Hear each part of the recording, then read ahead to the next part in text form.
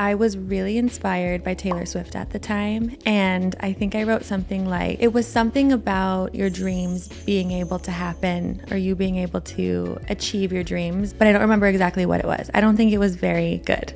It was my first one.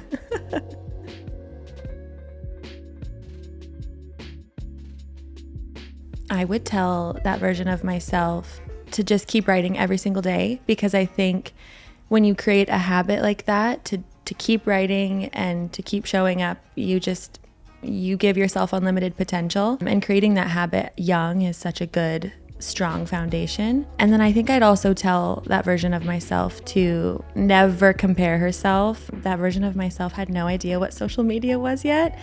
So I think when that came along, it was like, it would have been nice to hear, like, just don't compare yourself, stay in your own lane, keep writing, and yeah. I think my first one is my song I Like It, because it was just such a quick, serendipitous way that it all came about. I kind of just wrote it quickly and released it quickly. I was able to somehow get some notable streams on it on Spotify without really putting any marketing efforts into it, which is crazy. And so that was something I'm proud of, because it was just all me. And then I think my second favorite is a song called Younger that I worked on with Kovex. It was great because that song actually became our first sync placement in a TV show. So it got on an Amazon Prime show, and that was a big celebration for us.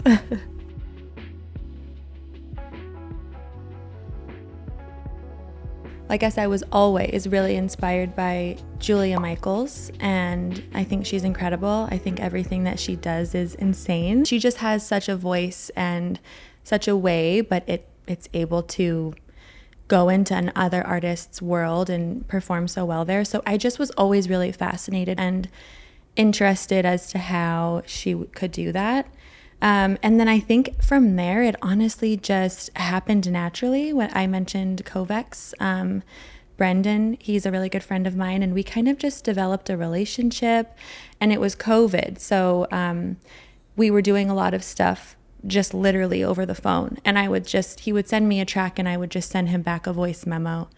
And we were kind of working like that for a little while. And it just kind of organically happened where I was like, I really like this song, and he liked it too. But I was like, I don't really care to sing on it. Like, you can have another artist sing on it. And then I kind of liked the way that felt for me, because it was like, I can be a part of the creative process, but sometimes the front-facing artist, I guess, job scares me a little bit. Being an artist is so beautiful and it's so amazing, and it's probably such a rewarding job, but I just don't think it's for everyone. And I think I did it so much as a little girl. I was always performing around town, and it took up so much of my youth. And I think I just developed like this love-hate with it, where I felt like it just was so much pressure. And I think I found where I really feel my most authentic self is just not in front of anybody and just writing, and it's just me and the song, and I don't have to put it out for people to like look at me and be like in front of my face, With all that said, being an artist is beautiful, and I have so much respect for those who do it.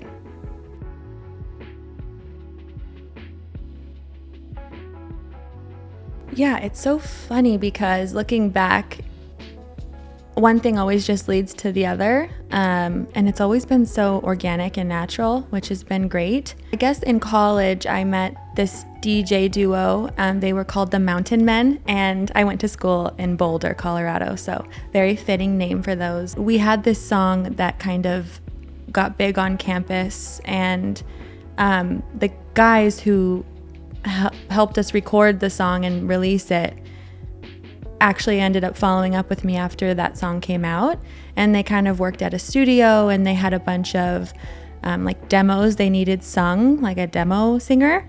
So I think that moment where I was kind of performing with the DJs, and we were bopping around college campuses and just kind of singing this song was like a good moment for me, because it launched me into meeting these producers that gave me the demo singing that got me into songwriting. I then kind of followed up with them in LA. So I think that was kind of a big moment for me where it kind of led me to working with other producers, other DJs, and then also led me into ghostwriting and singing demos.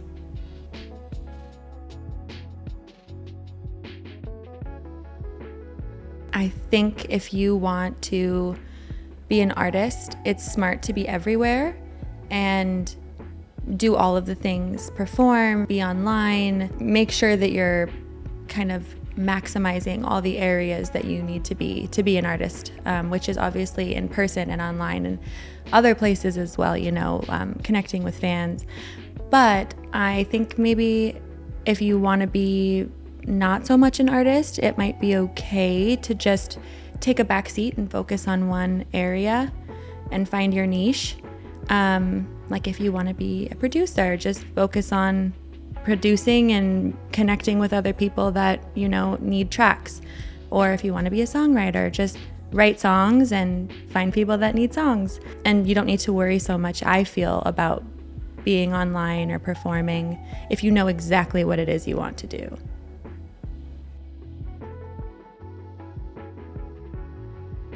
I think the rise of social media, I think, has made me share my art more because everybody's doing it.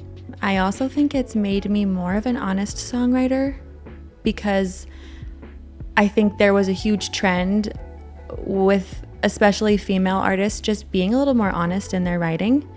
I think Julia Michaels, who we talked about, was kind of a big person for that. But I feel like a lot of girls have followed this, like, let's just say everything in a song and not keep it so, like you're not vague, not keep it so vague. Let's be specific, let's be real, let's be honest, let's spare it all out there. And so I think seeing her and seeing other people do this, but not only do this, but do it on social media, and like it just makes you be like, okay, the women that have gone before me have done this, like I can be honest too. It just feels like a very safe space to share your art. And I think it's so hard because it's hard to be consistent at it, but I think doing that, a lot of people have seen success with it. And so I think there's something to that. Like people want to see the authentic, real versions of people. Yes, I think you do need to build a brand online to be an artist. I still haven't gotten it quite figured out. And some people might feel like they're in the same boat. I think the most valuable thing I've learned recently is just to be consistent in posting and kind of going back to what we spoke about prior, just be everywhere. Be on Instagram, be on TikTok. If you can be on YouTube, be on YouTube. But yeah, be consistent and just keep showing up as yourself online. I think sometimes through that, if you don't know what your brand is, you can find it through just showing up as yourself consistently. I knew I was a pop indie singer-songwriter, but I didn't really know what stood me apart or what was really my trademark, if you will. And I think I realized through showing up and through just singing on TikTok for a few months, okay, I'm kind of writing not the same song, but I'm using the same chords, different capo, different order, and a different melody. So it's like, I've kind of leaned into that and been like, same 4 chords, different song, and I write for the girlies because I like sad girl songs. And I didn't really figure that out until I kept posting. So I feel like if you don't know your brand, you can figure it out, and that's actually quite a safe space to figure it out. But I think if you want to be an artist, yes, you need to figure out what is your niche, what makes you different. I lean so emotional and so singer-songwriter indie pop that sometimes I'm like, I have no idea how to write a song that's even poppy, and like I don't know. I think you have to balance it by, I'll say it again, writing every single day. I think if you do that, you give yourself the space to create stuff that feels very emotional, indie poppy, or whatever's coming out. Like sometimes you just can't control what's coming out. And so if you're writing every single day, you're giving yourself the opportunity to kind of get it all out and to write that stuff that's emotional, and then also to write that stuff that's poppy. and separate the two. Maybe you don't have to share all of the emotional stuff or all of the stuff that feels like it's more niche and not as viralable, but at least you're getting it out so that when you are writing that poppy stuff, you feel like you've filled that part of yourself and completed expressing that part of yourself that's not that formulaed song. I think writing a pop song is incredible because it's like you have to take all of that emotion and place it into that formula.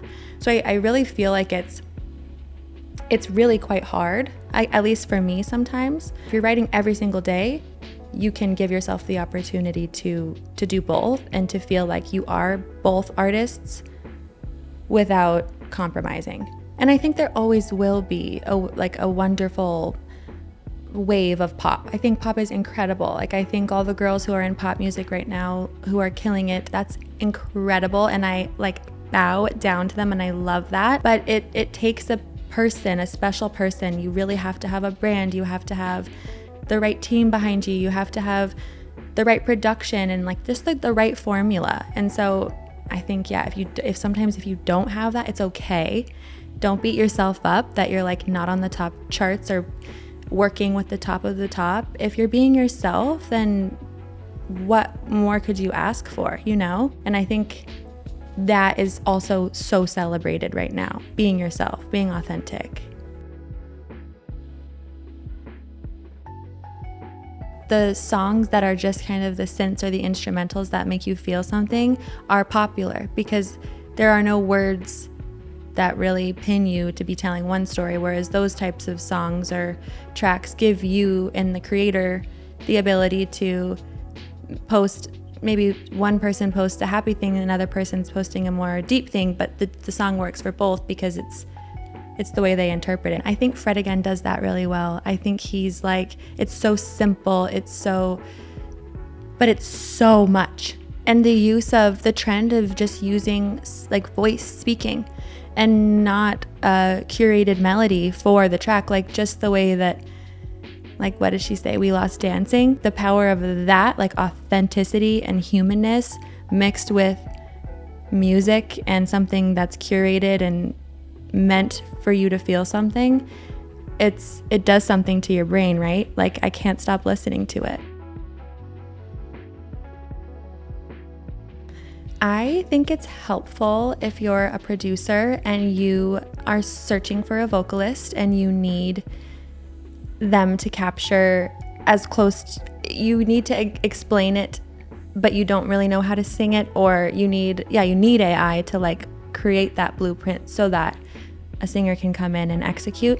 I don't think it's helpful to stop there just with the AI. I think we can work together. AI and humans can be besties. I've done some projects where, I get a track and an AI vocal and they're like, can you do this? And no disrespect to AI, but I think a human will be able to perform better 10 out of 10 times.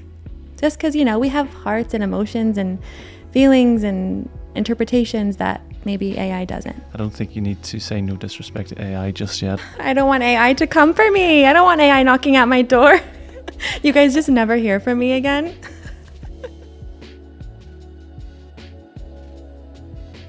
Take it back to what made you fall in love with music. What made you love playing the drums? What tugs at your heart when you're I have the feeling that I need to sing or I need to create.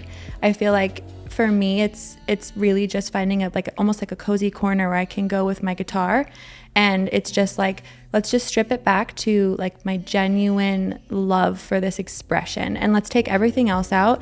Nobody's here, nobody cares, nobody's judging you, and just create and just be in that space with yourself, and then see what happens after. How do you feel about it? Is it something you want to share? Is it something that you feel confident about putting on TikTok? But don't sit down and create to put it out for the world.